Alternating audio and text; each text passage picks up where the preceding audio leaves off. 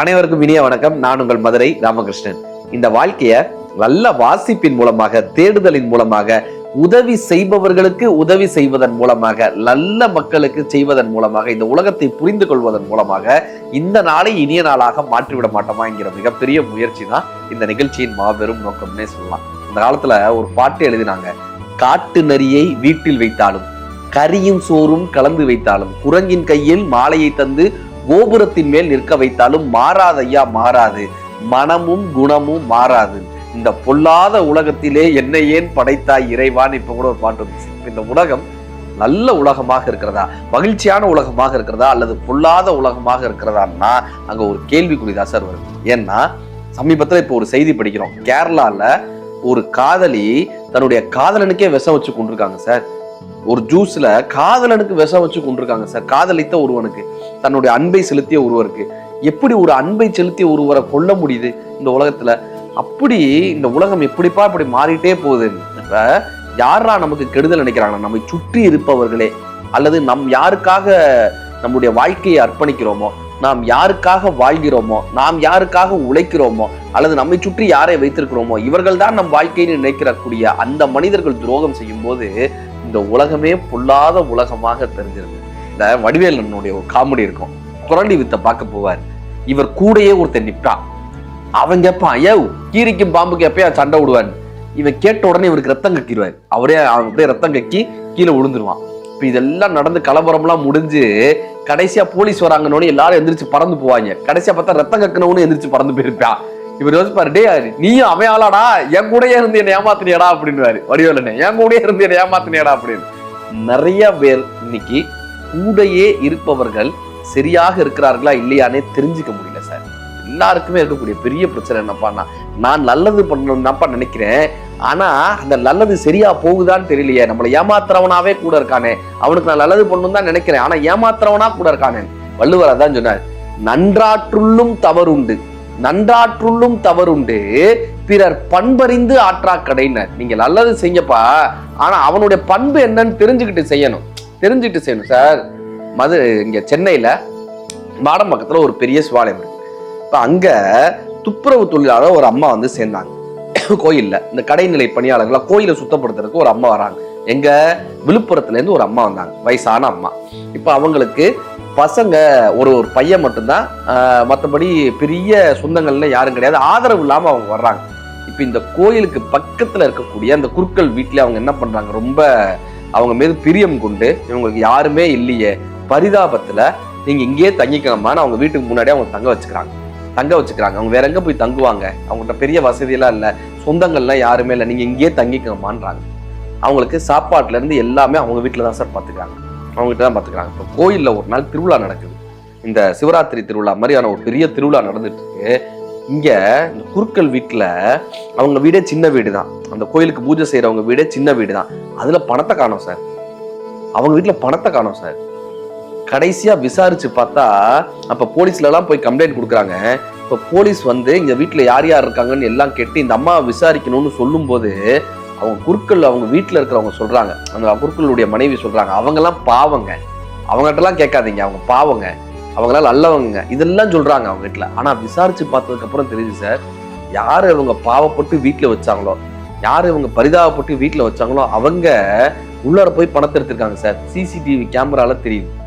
அவங்க உள்ளார போய் பணத்தை எடுத்தது மட்டும் இல்லாம பக்கத்துல ஒரு இடத்துல கவர்ல போட்டு ஒரு இடத்துல புதைச்சு நீட்டா வச்சிருக்காங்க. இப்ப இவங்களுக்கு யாருமே கிடையாது. இவங்க இந்த பணத்தை வச்சு என்ன சார் பண்ண போறாங்க? பெரிய கேள்வி வருது இல்ல. நம்ம யாரையும் நம்பி வீட்டுல அவங்க தங்க வச்சவங்களுக்கு ஒரு பெரிய பதட்டம் இருக்கல. இனிமே இப்படி யாருக்காவது அவங்க உதவி செய்வாங்களான்னா சொல்ல முடியாது இல்ல. இப்படி ஏமாற்றக்கூடிய மனிதர்கள், நம்மை சுற்றி நம்ம கிட்டயே இருக்கக்கூடிய மக்கள் இப்படி ஏமாத்திட்டு போறாங்கல்ல, இது என்ன தெரியுமா சார் ஆகுது? மற்றவங்களுக்கு உதவி செய்யணும்ன்ற எண்ணத்தை கெடுத்துது சார்.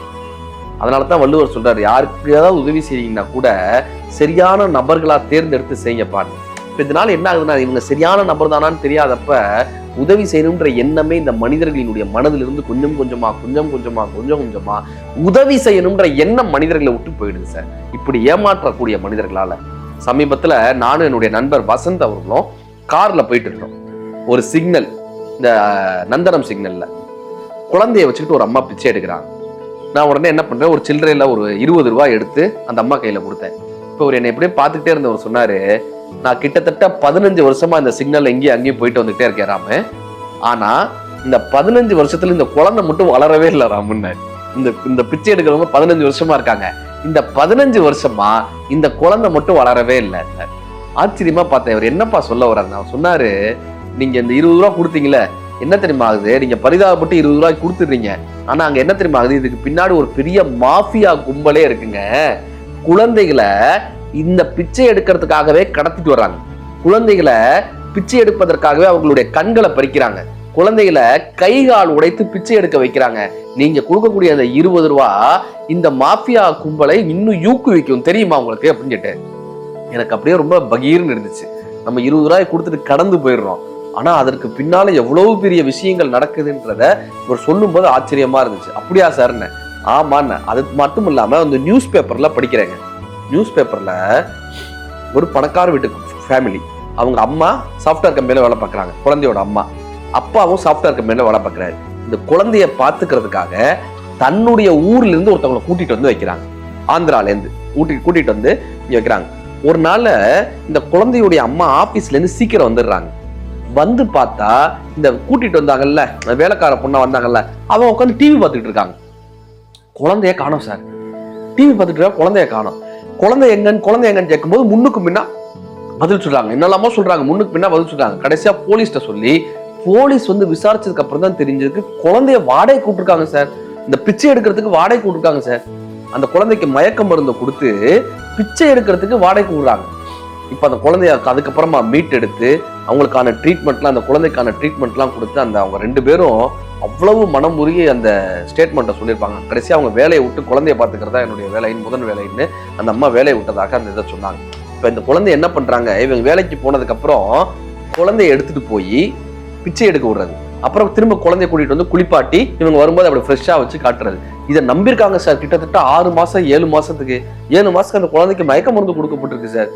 எவ்வளவு பெரிய இந்த உலகத்துல, இந்த பொல்லாத உலகம்னு சொல்லக்கூடிய இந்த உலகத்திலேயாடா நம்ம வாழ்றோம். அதனாலதான் வள்ளுவர் சொன்னார், நீங்க நல்லது செய்யறது தப்பு கிடையாதுப்பா, அந்த நல்லதை யாருக்கு செய்றீங்கன்றதை பார்த்து செய்யணும் பான்னார்.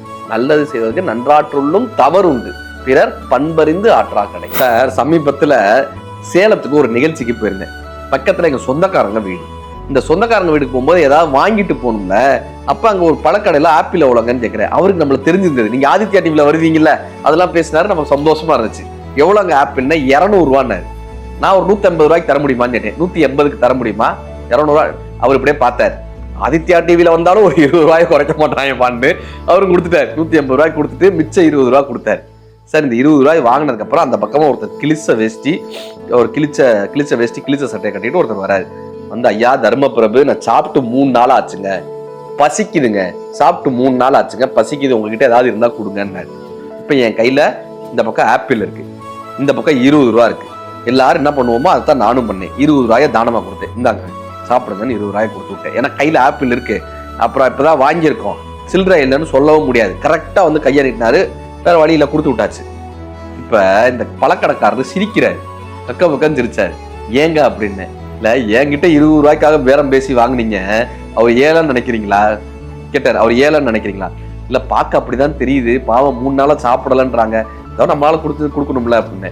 எங்க அவர்கிட்ட வட்டிக்கு வாங்கினாங்க, நானே இந்த பழக்கடை நடத்துறேன், இந்த பழக்கடையை அவரோட தாங்க, அவர்கிட்ட வட்டிக்கு வாங்கி தாங்க நடத்துறேன்னாரு.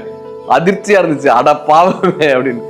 உண்மையிலே சார், நன்றாற்றுள்ளும் தவறுண்டு. நம்ம இறக்கப்படக்கூடிய அந்த குணம் இருக்குல்ல, அது யாருக்காக இறக்கப்படுகிறோம் என்று தெரிந்த பின்புதான் அதனுடைய பலன் சரியாக இருக்கு. இந்த உலகத்துல கொடுப்பது முக்கியமல்ல, யாருக்கு கொடுக்கிறோம் என்பது இன்னும் முக்கியமாக இருக்கிறது.